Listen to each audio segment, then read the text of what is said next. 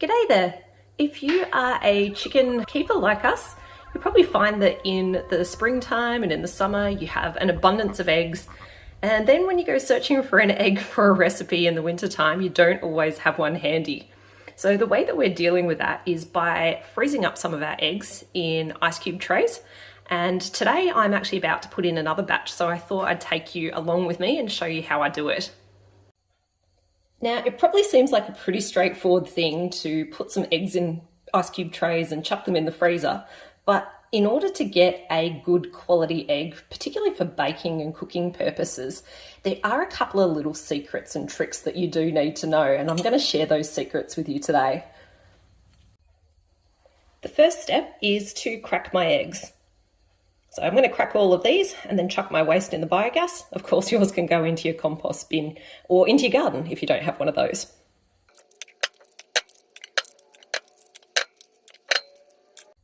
Now, you might be wondering, why am I not just cracking the eggs straight into the ice cube trays?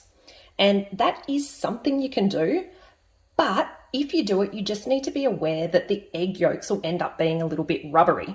And if you're okay with that texture, that's obviously a quick way to freeze your eggs. But if you want to not have rubbery yolks, and if you're going to be using your eggs whole in recipes anyway, this is where the first trick comes in.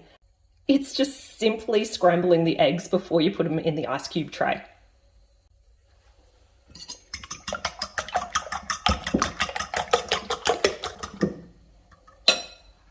There's our eggs all scrambled up. Now, sometimes you're going to want to freeze eggs and have separate whites and separate yolks because some of our recipes only need egg yolks, others may only need egg whites. And if you've got them scrambled up like this mixture is obviously not going to work for you in that instance. For the egg whites, all you need to do is separate the yolks and your whites. Take your whites and freeze them straight up as they are in the ice cube trays. And when you freeze the egg whites, they really do defrost in a way that has no difference in texture or the way that it bakes up or cooks up. The yolks are a little bit different though. If you separate your yolks and you try to freeze those on their own, they will end up a bit rubbery. But there is a bit of a workaround to that, and that's the second secret I want to share with you today.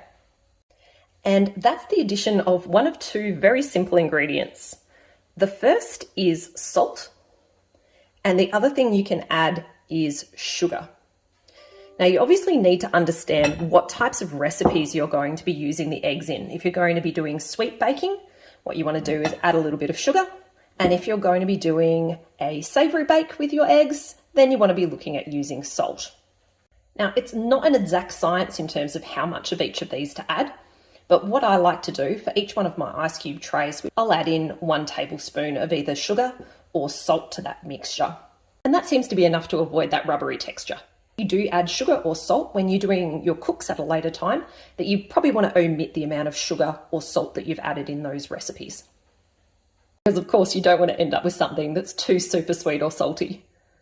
But for today, we're just doing the very simple scramble. So let's get this salt and sugar out of the way and get this mixture into our ice cube tray.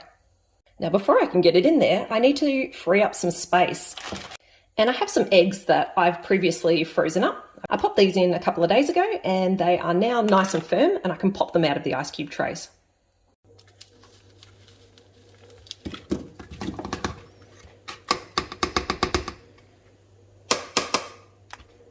So this is what they look like when they're all frozen up. I am going to have to move pretty quickly to get these into the freezer. Okay, let's get these in the freezer bag and straight back into the freezer.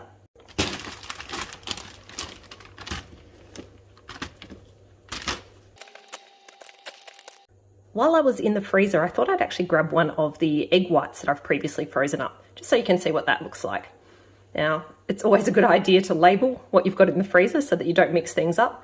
But as you can see, these do look notably different to the scrambled egg that we just did. Now that our ice cube tray is all free, we can grab that scramble we made earlier, pour that in here, and we can also get that in the freezer.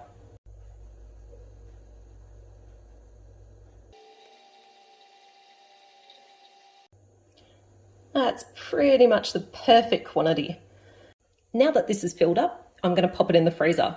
But I'm not going to pop it in just like this because knowing our family, someone's likely to go in the freezer, bump this, and we will end up with egg mixture everywhere.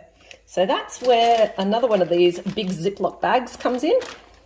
And you can probably see this one that I've used previously. We did have a bit of a spill and there is a bit of frozen egg in there, but that doesn't matter.